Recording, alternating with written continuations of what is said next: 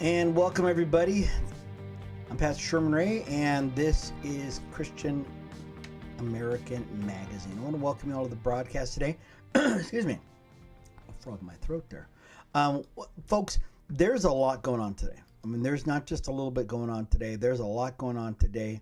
We're down at the last edges of the political rally. There's so much going on. There's like 11 more days left before the election. And so much is happening that we do the show at the end of the week, and there's so many things going on midweek, final part of the week. Now it's being Friday. We're taping this on Friday for a Saturday show. Excuse me.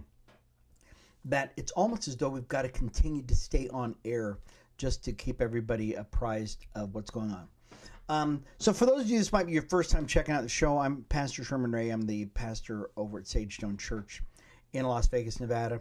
My other job, though, is I'm very active in my private life, very active as far as it goes with politics and cultural issues. We developed this show here on Godstream for one specific reason, because the Word says that back in Genesis that we're supposed to have dominion over the earth. And for years now, it seems like the church has been walking away from the culture. You know, we're so heavenly minded anymore that we're no earthly good. And as a result of that, our culture is just going in the wrong direction. So, a number of years ago, excuse me, I got involved in politics and found that it was something that I really liked. I mean, I really like it. I even ran for office. Some of you probably watched if you've ever heard me before, know that I've actually run for office. I ran for city council here in Las Vegas. Lost, but but once you get a taste of the whole thing of what's going on in life, you kind of get that bug. And you say to yourself, man, Lord, is this really where you want me at? Because I can't get away from it now. So I've started a number of organizations over the last few years, and all of them are very active. All of them have large followings, but where's the church been? So the church has been. So the Lord's led me back in the church. So I have my own church that I lead and stuff like that. But specifically, the Lord was saying to me that I need to be the encourager for men of God who already they already know what's going on in the world, but for some reason they stop their ministry at the church door. You know, they might even have a homeless ministry. You might have whatever's going on, but they forget all that stuff. And so we started this organization called Christian American Magazine to be that encouragement, to get people off the sideline back into the game of life. Literally 20% of churchgoers vote. Yeah, I'll say it again. 20% of churchgoers actually vote, which means 80% of the people who are in pews all throughout, Baptists, Lutherans, Methodists, Pentecostals, you guys are not voting. And can you imagine what would happen if people actually voted? I mean, people actually voted the Bible. I'm not here to tell you who to vote for. I will present a side that I think is biblically based, but I'm never going to tell you who to vote for. But I will tell you, folks, there is a clear distinction between the two parties. There's a clear distinction between the three parties. If you're even talking about the Green Party or the Libertarians or whoever you want to call, because they're all got different constituency, and that's what we're going to talk about on the show today. Okay, so hang on a bit, you guys. I'm just kind of giving you the prelude to this. If you would like to write to us, go ahead and leave something in the comment section down below. As a matter of fact, I'm going to turn on. I can actually see what everybody's doing right now, so I'm going to go ahead and see if I can bring up our show right now. And I want to encourage you, if you like what you're seeing right now, go ahead, leave a comment in the comment section below, and as during the show, if I can get during the show, maybe I can do it during the show. We'll see what happens. If I can do it during the show, yeah, I can see it. If I can do it between the show, I'm going to try to turn on my sound here. I'm sorry here, folks. I'm going to try to turn down the volume here someplace. Let's see if I can do it here before. Once again. So you're probably hearing in the background. I'm sorry about that. There we go.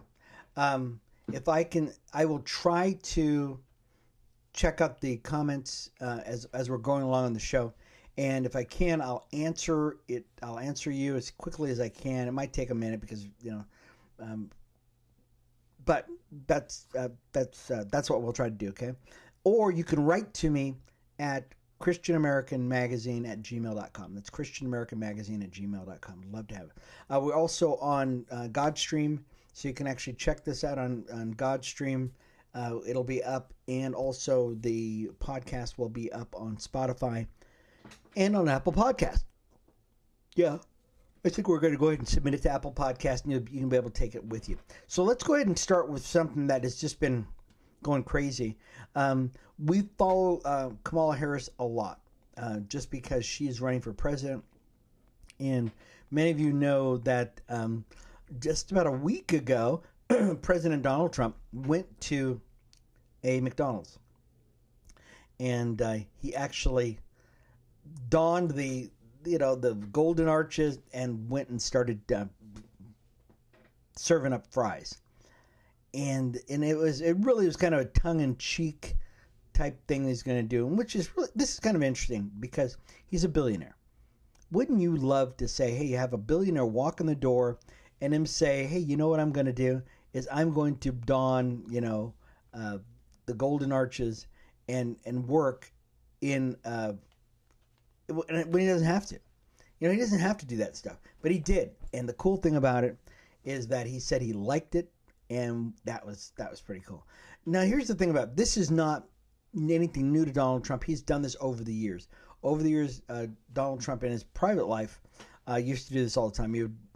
I saw videos of him being a porter. I saw him being a bell guy or doing a house, being a waiter. Excuse me. Sorry about that. And so this is not new to him. What is new, though, is the reaction that happened on the left. This is what happened. The reaction that was on the left was almost universal, that they thought that this was a publicity stunt, that he was just that he would never really work at McDonald's.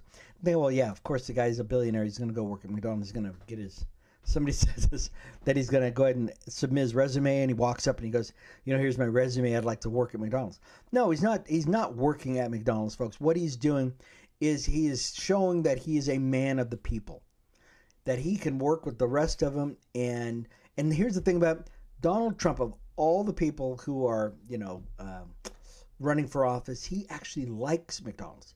He eats it all the time.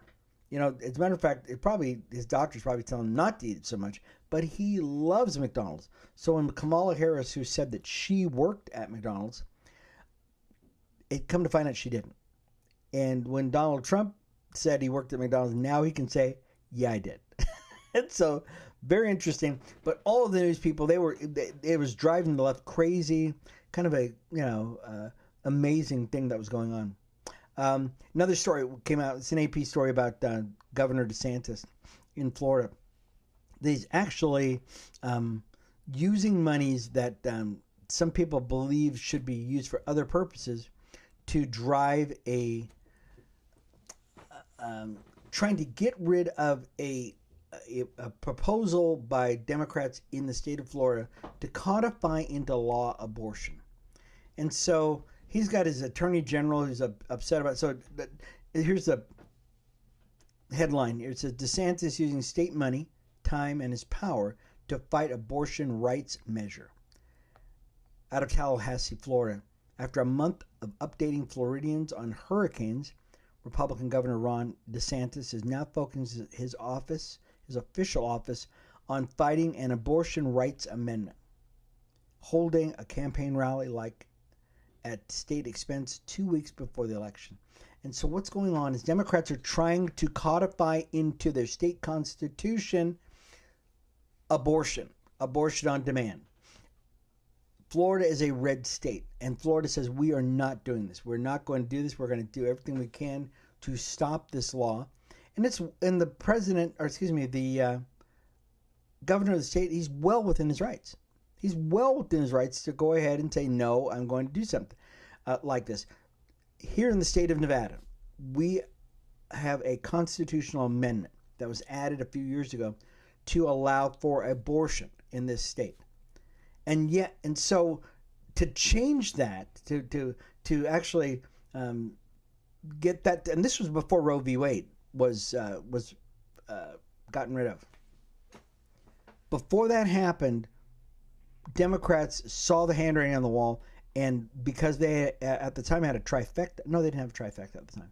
They just had the governor's mansion was still a Republican, but they had both houses of Congress. Oh no, they had to have a trifecta because yes, they did. They had Steve Sisolak. He was the governor at the time. He was a Democrat, so they had a Democrat governor, and both houses of Congress pushed through a measure and codified it into law that there would be abortion here in the state of Nevada. And they still talk about it. They still act like, a woman cannot have an abortion in the state of Nevada when it's part of our Constitution. So here's the interesting thing about it. What is the real agenda here? What is the real agenda with Democrats? Are they trying to fool people? Are they trying to scare people into believing that that their rights are being infringed upon, that they can't kill a baby anytime they want to in any state? No, what they're doing is they're saying that they want their way nationally. They want to enshrine into law, into state law, every state in the union, the right to kill a baby. And that is just demonic. It's just simply demonic. I can say with no hesitation that this is not of God. God does not want people to go around killing babies. What happened, this was the same thing that happened, and many of your, if you have your Bibles with you, turn to the Old Testament, you can see where it's at. In the Old Testament, where it showed Israel was following the rituals of the people in the lands that they were at. So people who are, Sidonians and people who lived in Egypt and people who lived in areas in the Middle East, at that time, the way they would sacrifice to their god, whether it be Moloch or whether it be, any number of a pantheon of gods in the Middle East at the time, they would sacrifice their babies to what they called the fire, and which means that they would burn their babies on the altar to appease their gods. That was in the Old Testament days, and literally God punished Israel because of that. He told them not to ever do this. It was a sin. It was a grave injustice that he had plans for these babies. This was immoral. It was unrighteous. All the things it is.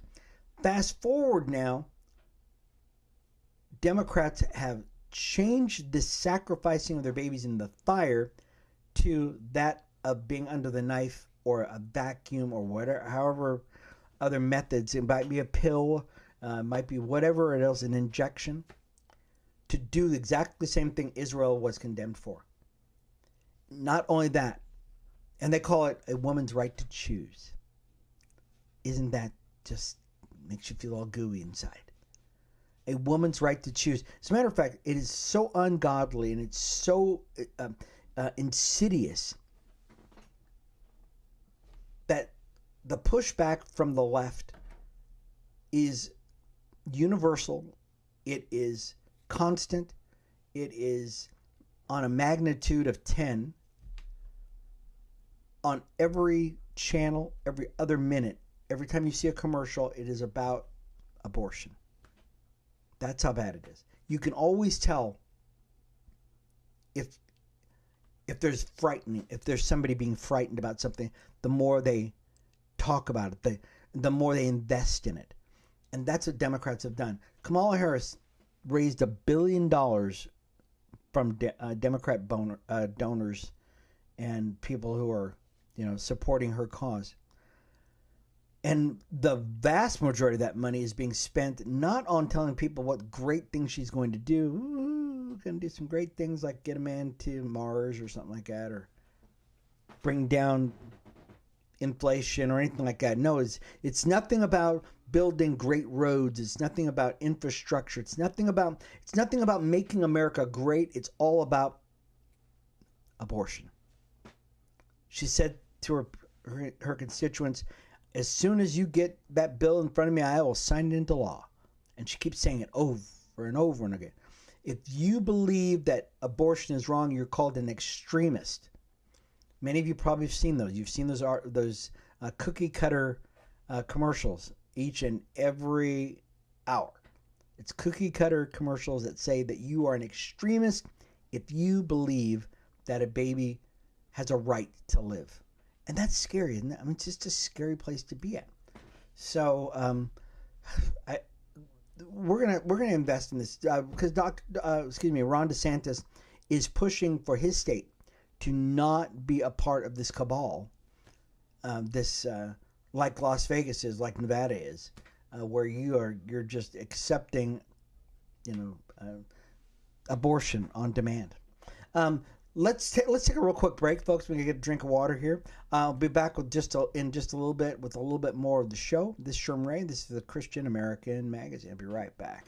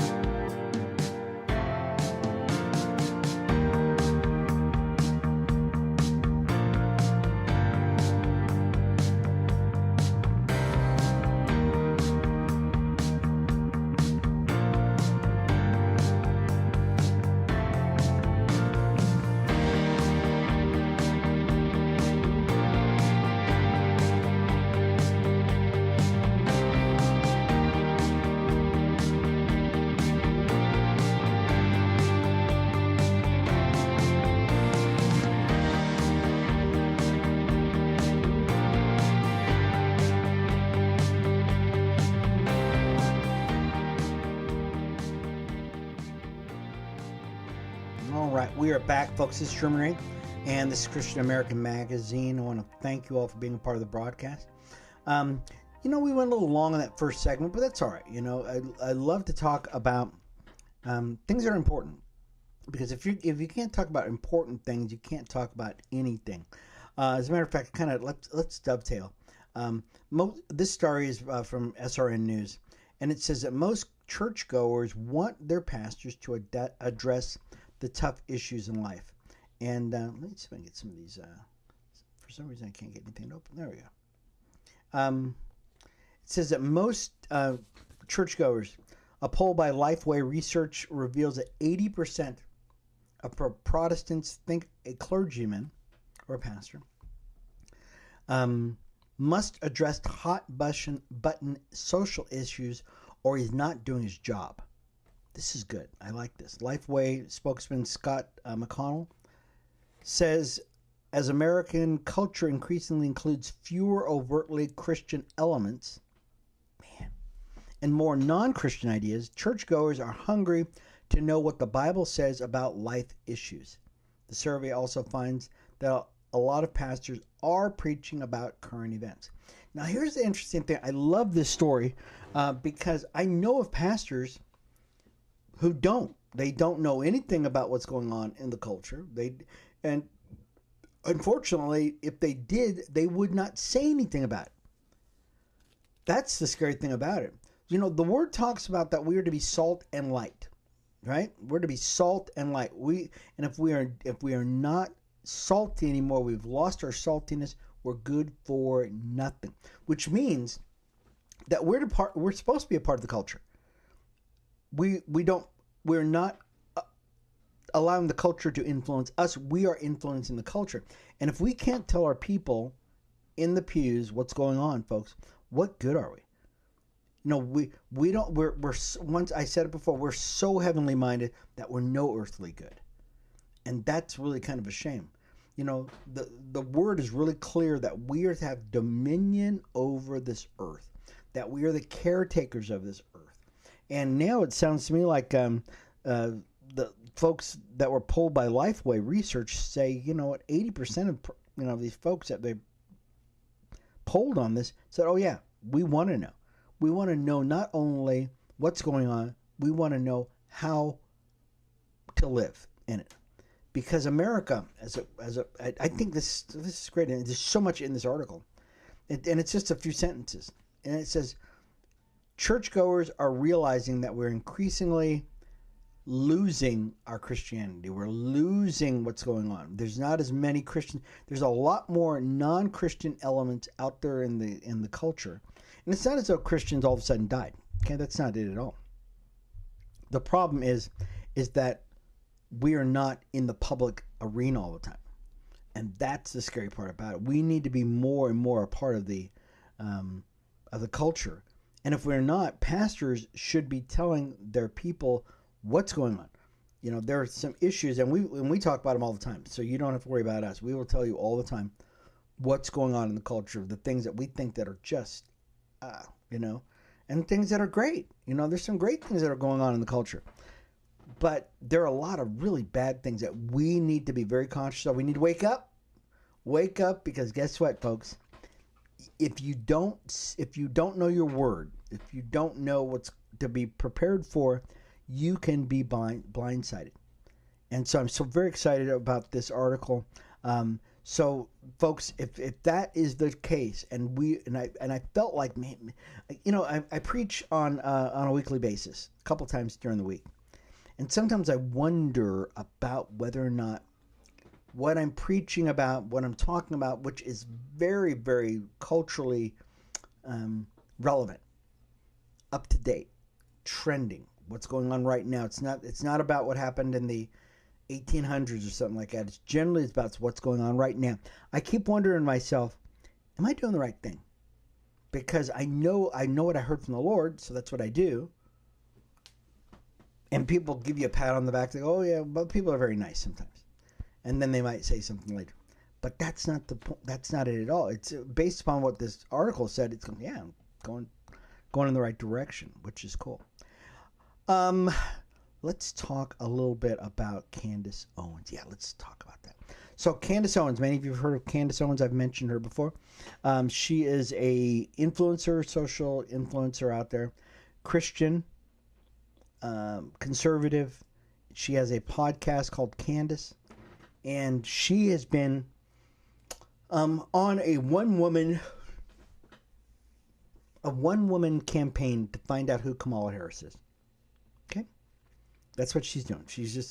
And I've been watching her for like the last few weeks to see what she is coming up with.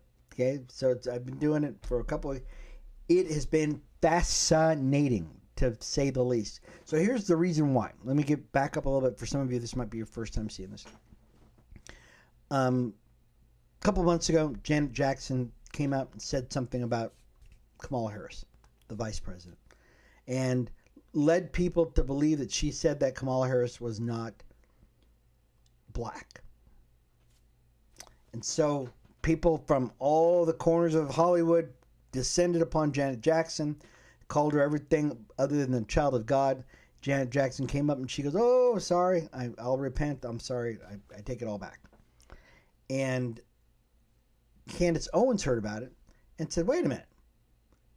How do you know she's black? Talking about Kamala Harris. And so she went and did a deep dive into finding the ancestry of Kamala Harris. Because Kamala Harris, Donald Trump said the same thing. He says, you know what? All this time, he goes, I thought you were Hindu.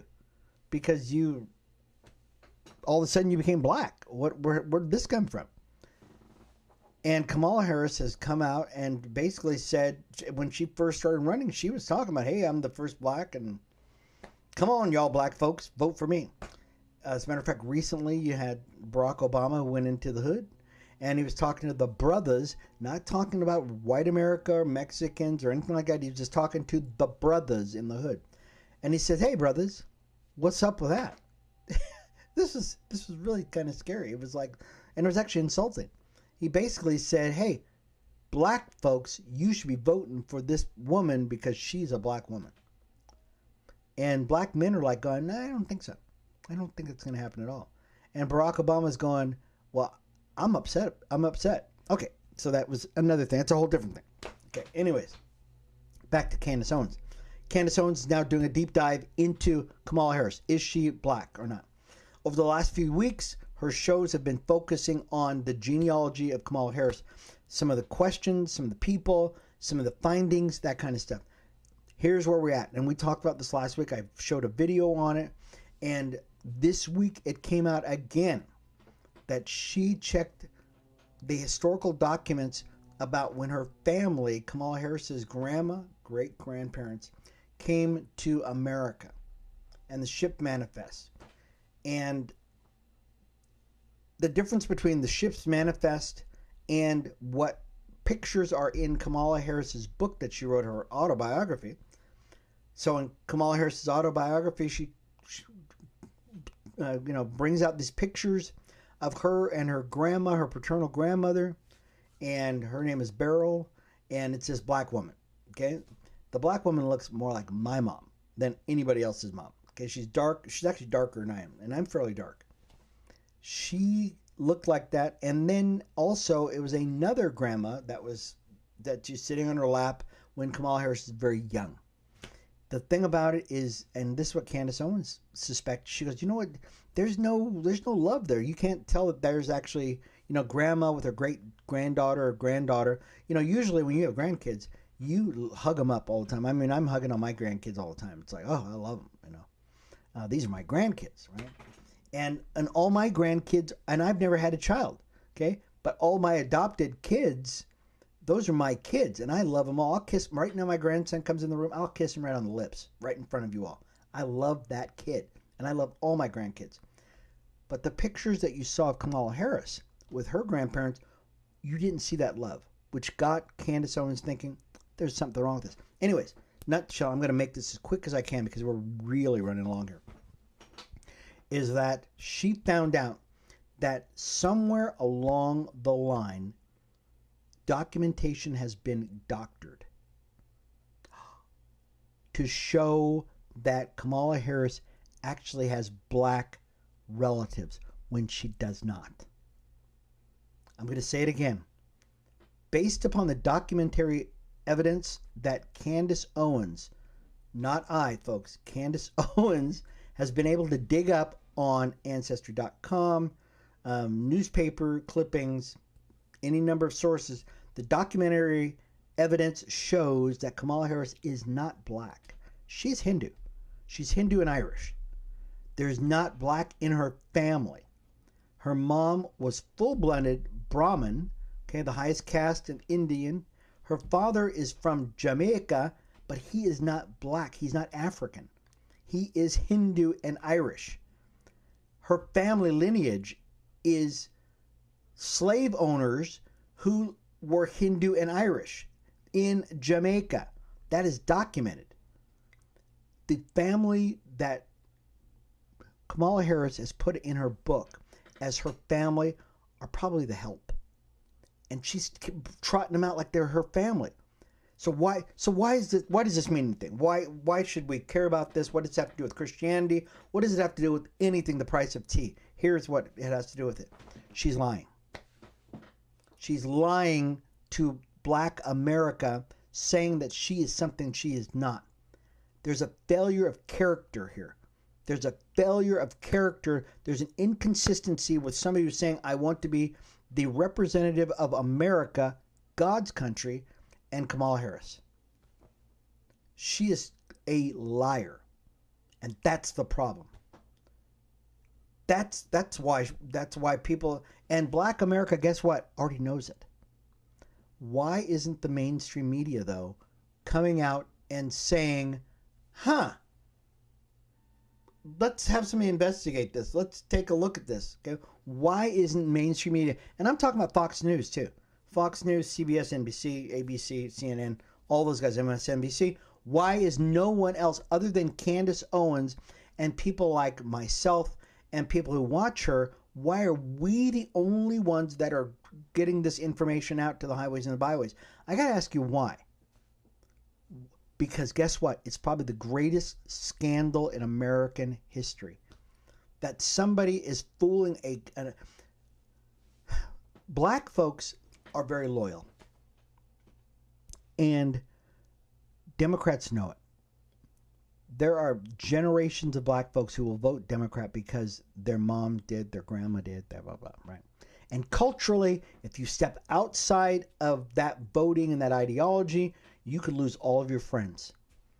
Democrats know that. And they are playing that. They're playing black folks for fools. It's Kamala Harris, and I can be very very dogmatic about this, and I can be very confident because I've been watching this and I've been looking at this stuff myself. She's worse than a racist because she is playing the black card and she's not black. When she came out, she said, oh yes, they introduced her to the NAACP, and they said, here she is, the first black vice president woman of color. Woo-hoo. And she comes up there and she goes, oh yes, y'all, hi y'all. Does her laugh, brothers and sisters. You know, she got that little brothers and sisters thing, right? And she ain't no more brother and sister than my next door Asian neighbor over here. She's the worst form of liar there is, which means she has no moral compass, which means she cannot be trusted with the nuclear codes. She certainly cannot represent the freest country in the world. She should not be there at all. And I'm challenging, I'm sending out a challenge before we go to this break. I'm challenging the folks at CNN. Well, you probably won't do it. I'm challenging the folks at Fox News. I'm challenging the folks at Newsmax. All these places that are conservative leaning. Dennis Prager, all you guys, do a deep dive into this, folks. Look for Candace Owens stuff. She's got Candace Owens podcast. She's been doing it for like the last few weeks. This is not hard to do, guys. If she can find out this information, surely anybody else can. Matter of fact, I did a study. I found the video that Candace had. I found the same video of this lady in Jamaica who knew her grandma and and showed pictures of the grandma that Kamala Harris had in her book. She goes, that's not her. That's not her grandma, because I knew her grandma. And I last saw her grandma in the 90s. She didn't look like some black lady right there. She's a white woman. Matter of fact, she was Irish, the lady said. She is. She's Hindu and Irish. So, and that was just last week. Okay, and you can check back on our episode number 3, and you can actually see that video of it. Okay, it's all over the internet now. But folks, we as private citizens are doing the job of the media, and I think it's a sin. I really do. I think why aren't people saying something about this? It is a sin. Let's take another break, folks. This has been Sherman Ray, and this is the Christian American Magazine. We will be back in just a second, okay?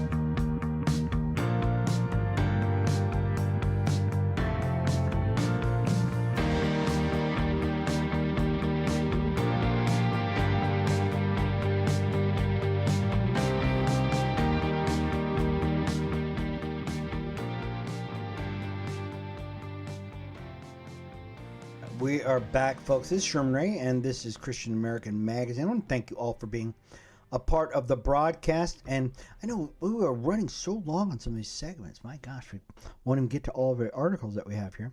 And we've got some really good stuff here, but I'm just excited.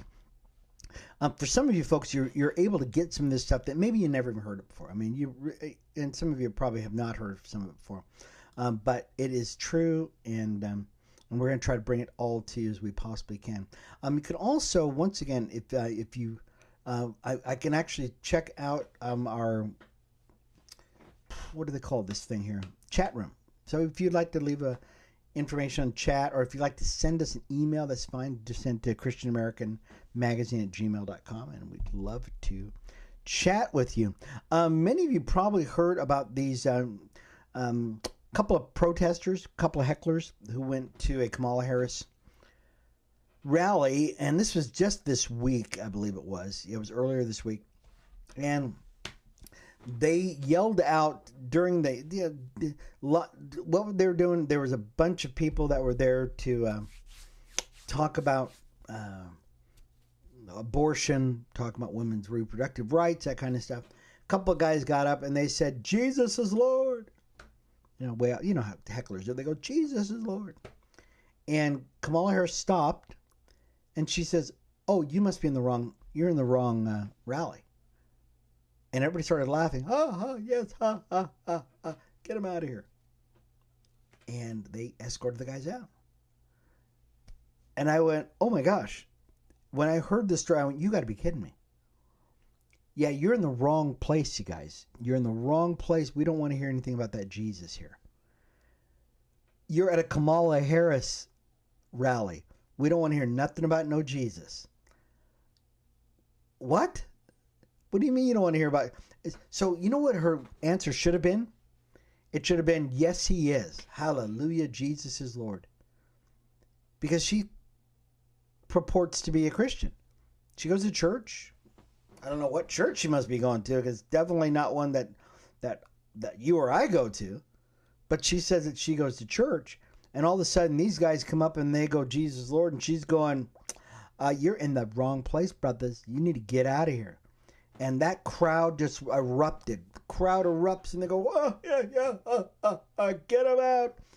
Little old ladies are throwing things at these guys and stuff like that. Here's the problem we have with this. Once again, what does this say about the candidate? What does it say about her followers? What does it say about the spirit of Antichrist that is enveloped the Kamala Harris, Tim Walz camp? These are not people that are God-fearing. These are not people who have the same ideology as you and I. If you're watching this show, if you've ever followed us on Facebook or anything like that, we have a certain mindset. And that mindset and that spirit that's within us is God-fearing, is country-loving, it's patriotic, it's family-oriented. It's about leaving a legacy. It's about influencing the culture. It's about seeing people do their best. Jesus is Lord in our lives, and that's how we live. That's what we do. That's how we operate. So if somebody says Jesus is Lord, our natural thing to say is hallelujah. You better believe it. That's our natural income. That's our fallback position, right? That's our natural place. Not, oh, you're in the wrong place. Oh no, my brother, you can't. Somebody says, oh, that's scary. Isn't that scary? Oh my gosh. When I heard this, I went, no, you've got to be kidding me. I watched the video. You got to watch the video. I don't have the video on here right now. I couldn't pull it up right now. But it is true. This is a scary place to be at. So, once again, we don't tell you who to vote for, but we do show you what is going on behind the scenes of at least one of the candidates. Now, there was a recent story. Let's look on the other side. There was a thing that was out in the Washington. Let me see. It's the New York Post, and New York Post article was that says this is very interesting. A Holocaust survivor rips the Kamala Harris campaign for calling Donald Trump Hitler.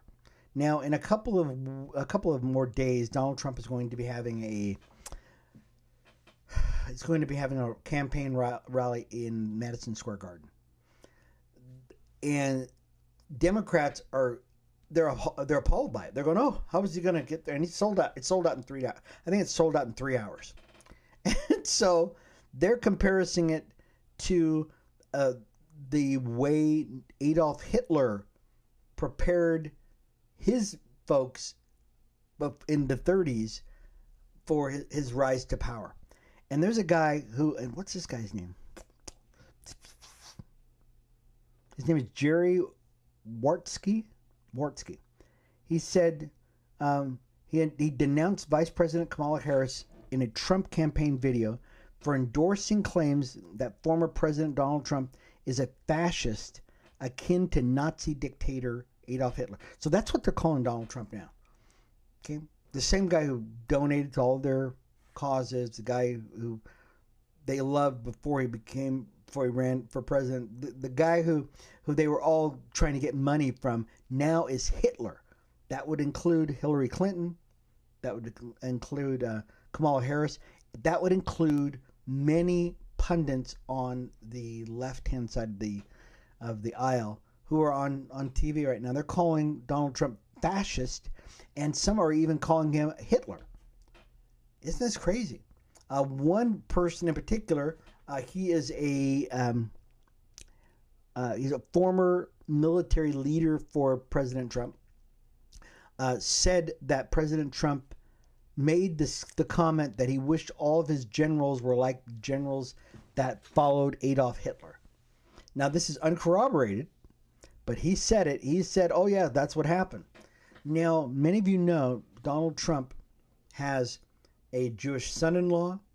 Now all of his grandbabies and his daughter are all Jewish because they all converted to Judaism. Also, one of the things that he brought into reality, which no president has ever done, he was able to get the Abraham Accords signed. He moved the U.S. Embassy to Jerusalem.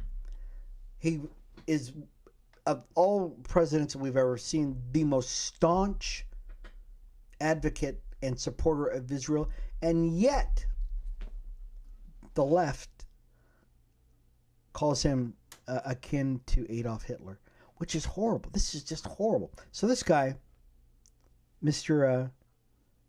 What's his name again? Jerry Watts. He said Adolf Hitler invaded Poland when he was 9 years old. He murdered his parents. In this article, he says, he murdered my parents and most of my family. 94-year-old man said, I know more about Hitler than Kamala will ever know in 1,000 lifetimes. Rolling up his sleeves to reveal his Auschwitz prisoner number. So they actually show it. I could actually show it to you in a second. For her to accuse President Trump of being like Hitler is the worst thing I've ever heard in my 75 years of living in the United States. He goes on, adding that Harris owes my parents and everyone else who was murdered by Hitler an apology for repeating this lie. And I think he's right. This is ridiculous. At this point, once again, we don't see any soaring rhetoric about all the great aspirational things that Kamala Harris is going to get done. We don't hear that she's going to say we're going to go back to the moon. We don't see that we're going to, make a bullet train around America. We don't hear any of that stuff, okay? We don't see that they're going to actually make the charging stations that she was in, that they were in charge of. We don't hear any of that soaring rhetoric about the aspirational things that's going to happen in America. No, none of that stuff's happening. What we hear about is Donald Trump hate, Donald Trump hate, Donald Trump hate. He's an existential threat. Oh, hate. That's all they have right now, because gas prices are still high. Carton of eggs still high. Milk. You got to take a loan to get some of this stuff. Our economy sucks.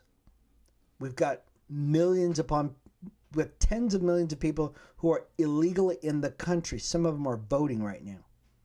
We've got a caravan of illegal aliens that are coming up to the south right now who are just getting here as quick as they can because they know once Donald Trump gets in office that they won't be able to get in this country.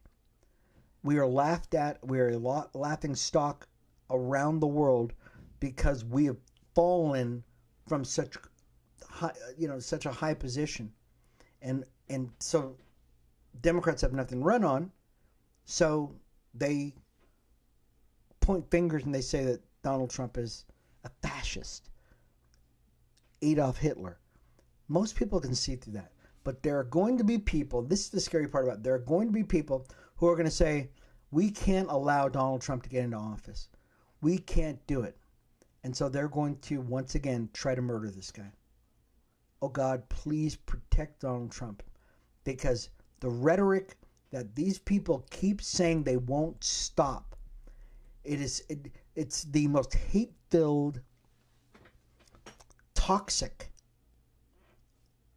rhetoric that I've ever seen. And I've been around for a little while now, guys. I mean, I've been around for a few years, but I've never seen it to this level. It is to this level where you go, oh my gosh, can it get any worse?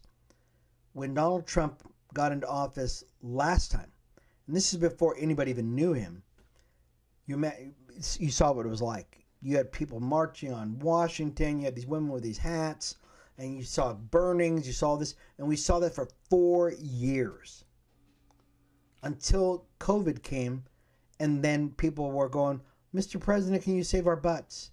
Right? That's when it stopped. Did you notice that? That's when it stopped. When people were so sick and they needed Donald Trump to save them, they needed a savior, then guess what? Then all of a sudden they had to come to Jesus moment. But all up until that point, even into the summer of 2020, you had people that were so bent on hate. And now Democrats are setting us up for the same thing. And they're calling Republicans, they're calling conservatives, they're calling you and I toxic when they are the ones who are spearheading all this stuff. And it's just scary. It's a scary place to be at in this country.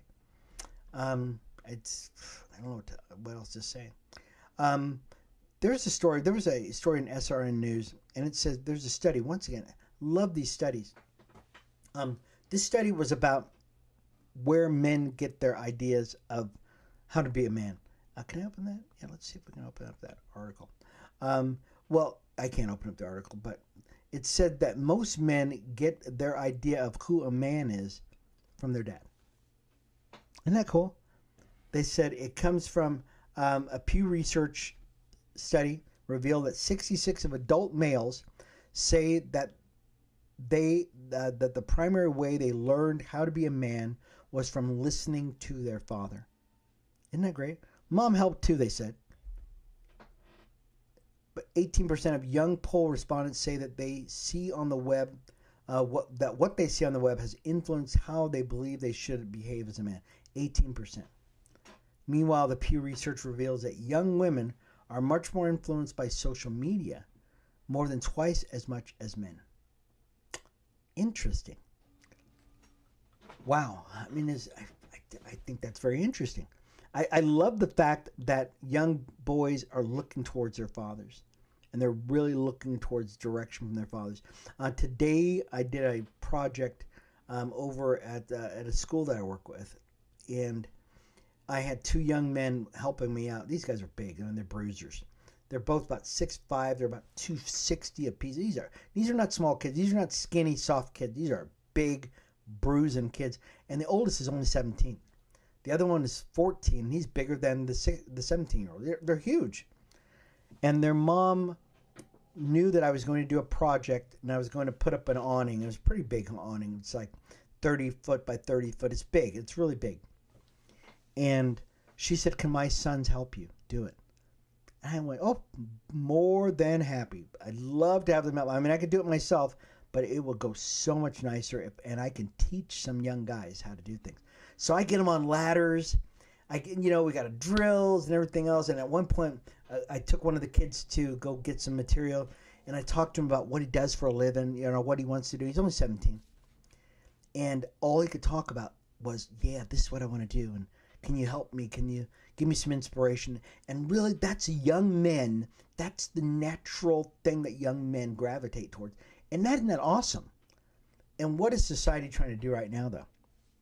Society is trying to stop that. They want to stop that relationship between a man and a boy, the father and the son, the matriarchal thing. Okay, they want to stop that transfer of legacy. They want that transfer of logic, that transfer of image. They want to stop all that, and they want to replace it with social media. They want to replace it with screwed up ideology. And it's up to us. It really is up to us. It's up to us as a church. It's up to us as men and women of God to reestablish that continuity of of cultural release, that cultural exchange. We as men, we need to get back into the lives of young boys because that's our future. We cannot allow them to fall prey to social media. And not just young boys, okay? I mean, it's really important that young boys, but young girls too, because young girls are so much more influenced by social media. According to this article, twice as much as young boys do. I mean, that's a lot. I mean, it really is a lot. And we wonder why these young girls, they're running around they're over sexualized. Because that's all we see on social media. We see and I get to see what kids are looking about on their computers. I get to see what they're doing, and some of it you would just blush. If I could blush, I would blush, because you're thinking to yourself, why are you, child? You're 11, you're 12. Why are you looking at this? When I was 11 or 12, I was thinking about baseball, hot dogs, apple pie, and Chevrolet. That was it, right? That's what we did. Kids nowadays, they're thinking a lot more on the level of what a 30-year-old would do, or a 20-year-old on spring break. This is not good. There's something happened. There's a rapid acceleration of them growing up, and not in a good way. And so, based upon this Pew research, this is great research. This is a great way to once again, I'm going to read it again. It says 66% of adult males say that the primary way they learned how to be a man was listening to their father. So dads, you do have an influence, but we can have even more of an influence. I mean, we really could. Wouldn't this be great? I love this. It's just a great article. We just got a couple more minutes left, folks. What do I want to get to here? Let's get to this right here. There's a story about Jeff Bezos. Now, many of you know who Jeff Bezos is. He's the owner of Amazon, and he's, for better or worse, he's done a lot of things in society. But we're at that point right now in the election cycle where endorsements are going out, and endorsements from newspapers, from industry leaders, blah, blah, editorial staffs. The Washington Post owner, Jeff Bezos, and this is a New York Post story, and I'll read you the title for it. It says, Jeff Bezos repeatedly killed Washington Post's Kamala Harris endorsement. And somebody said, this is cowardice. I'll read this to you. Washington Post owner Jeff Bezos, who owns the Washington Post, reportedly put the kibosh on the paper endorsing Vice President Kamala Harris in the upcoming election, leading to one editorial board member to quit and backlash from left-leaning staff. So, okay, the Beltway broadsheet said Friday that it will not endorse either candidate, breaking a 36 years of tradition. There's a 36 years of tradition. Following a tense newsroom, according to NPR. Wow. So here's what it's going. Jeff Bezos is being very pragmatic. He is saying we're getting out of the business of... Now, even though his newspaper is very left-leaning, okay, the Washington Post, very left-leaning, they will not endorse and potentially ruin a relationship with Donald Trump, who they believe probably is going to win. That's probably what's going to happen. Now, if they believed Kamala Harris is going to win, they would endorse her. They'd go, oh yeah, we're all in with Kamala Harris. But they don't believe she's going to win. So they're saying, no, we're staying out of this one, because he does government contracts with the government, and he's probably thinking that he'll probably have some backlash. Isn't that amazing? So here's the thing about Donald Trump that they probably don't understand, and this thing about Republicans in general, is we are not ideologues that way. If it pencils out, we will work with people whose ideology is not square with ours. Democrats on the other side, no, if you don't believe with them if you don't believe that you can be a cat or a wolf or something like that, or that they won't even work with you. Matter of fact, they'll dox you and they'll probably try to burn your house down. Isn't that scary?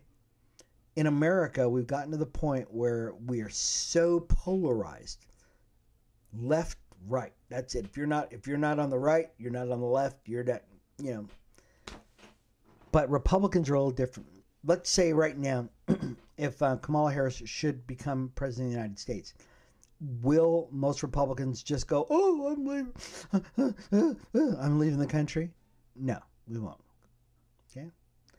Republicans will, conservatives will continue on with their lives.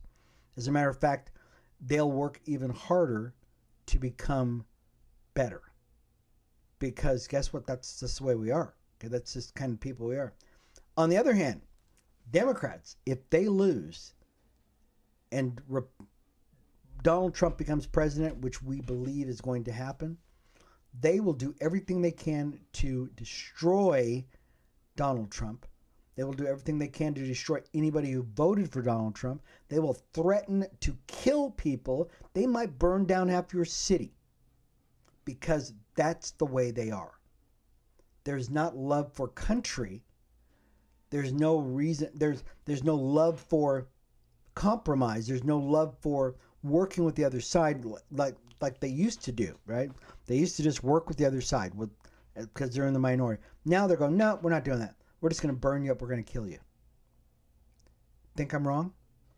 You think that this goes a far amiss of what Democrats normally do? I can tell you what happened. The first time a Republican president became president, what happened to him?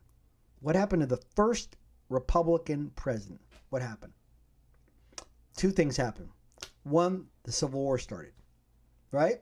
That the nation got divided really quick because the South knew that they were not going to be able to keep black people enslaved. This brand new Republican president comes in. He goes, nope, we're not doing this anymore. And the South seceded from the Union, and they started a Civil War. Okay? How many people died? 600,000 Americans died on our soil. There's more blood all over our soil than any. And because Democrats said, we will not accept the outcome of this election. Second thing that happened, within a year of the Emancipation Proclamation being signed, President Lincoln was assassinated. Sound familiar? Yeah, it does. That's the way Democrats are. We fast forward now to 2016. Donald Trump wins the presidency of the United States. What happens? Yeah, Democrats marched on the United States. They marched on Washington.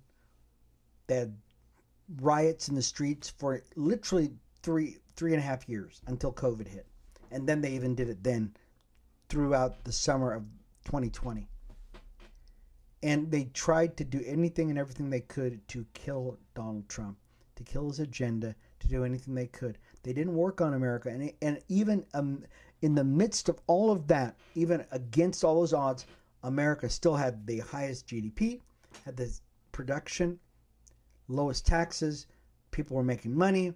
The gas prices were like $1.25 or what it was. It was something like that. We were respected around the world. We didn't have any fights. We didn't have any rumors or wars. We didn't have any of that stuff. America still had regained its place of preeminence in the world. And now, 2024, the election of 2024 is ushering in the same sort of thing. Will Democrats do what Democrats are supposed to do? Will they act like adults? Will they act like Americans and support our country, support the president that is in office, or will they do exactly what Democrats do and try to destroy America? There was a poll, once again, the last thing, there was a poll that was just taken, and they listed 5 or 6 different things on it, and they said, what is the biggest threat to America right now? And they had on that list Iran, China, inflation, and they had the Democrat Party. And guess who got the most votes as the most dangerous thing for America? I bet you can't guess. You're right. It's the Democrat Party. Folks, we've got to pray for our country. And it's going to take you and I, folks like you and I, Getting out of our pews, getting out of our seats, getting out of our comfort zone, getting from behind the pulpit, getting out into the market square, and speaking to people about America, speaking to them about Jesus and how God can change this culture. But it's going to take us to get out of our comfort zone. We cannot sit around anymore and allow America just to continue to slow slide into Gomorrah. I've said enough. Folks, I want to thank you all for being a part of the broadcast today. And once again, write to us at Christian American Magazine at gmail.com. It's Christian American Magazine at gmail.com. You can follow us on Facebook, Instagram, YouTube, and you can watch the broadcast on this, on not only on this YouTube channel, but also on our Godstream channel. And we'd love to have you there. Just go on godstream.org and Google it, and we'd love to have you there. This has been, once again, folks, this has been Pastor Sherman Ray for Christian American Magazine. Thank you once again for being a part of the broadcast, you guys. We will see you again. We'll see you again next week. Bye-bye.